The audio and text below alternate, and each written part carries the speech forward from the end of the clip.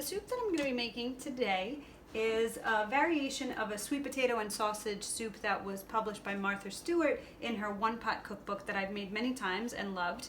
But I'm changing it a little bit today because of the ingredients that I have on hand.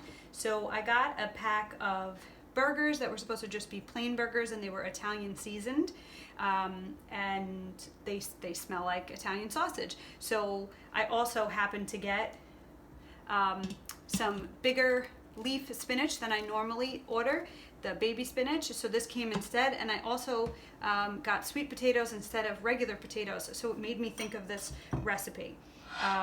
So what I'm going to do a little bit differently is, in the recipe you saute the onions and the garlic, so I'm still going to start with onions and garlic in some olive oil, and in the second step you add the sausage and you brown it.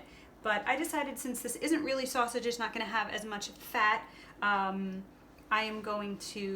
made the meat into little meatballs, and I'm going to make it kind of like I make Italian wedding soup. All that sautés up, I'm going to cut up the potato. So the sweet potato was peeled, washed and then peeled, but a sweet potato is really dense. Other than a butternut squash, it's probably one of the harder things that you'll cut up. And I do like this to look pretty within the soup.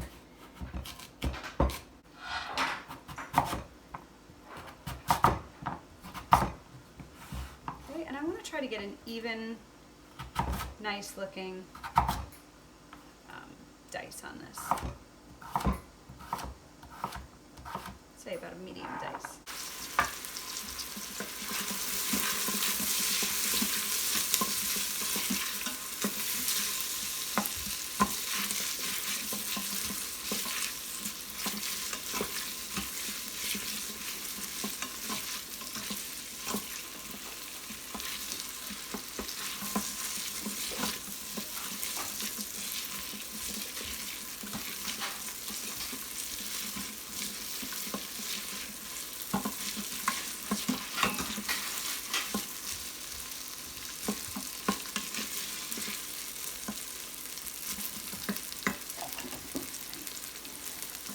Season with salt and pepper now. Get the salt to help draw out the moisture in the onions.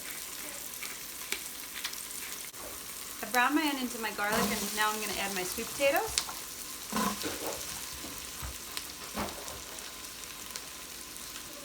And I'm going to add chicken broth, but you could add vegetable broth. And omit the sausage altogether and make this a sweet potato and spinach. I've taken the meat and made it into meatballs, and I'm going to float those in the soup and bring it to a simmer.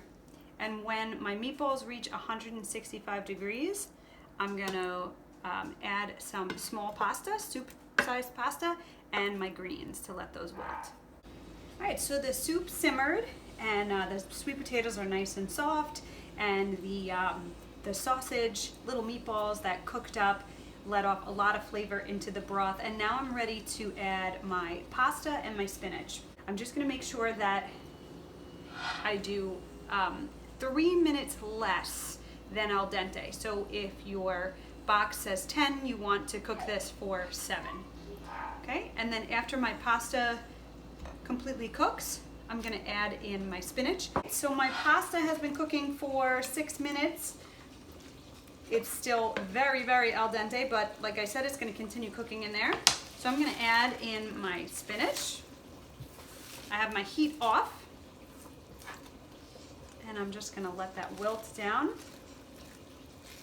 And once this wilts down, I'm going to take a peek at my broth level and see if I need to add any water, and if I do have to add water, then I'm gonna adjust with salt and pepper, of course.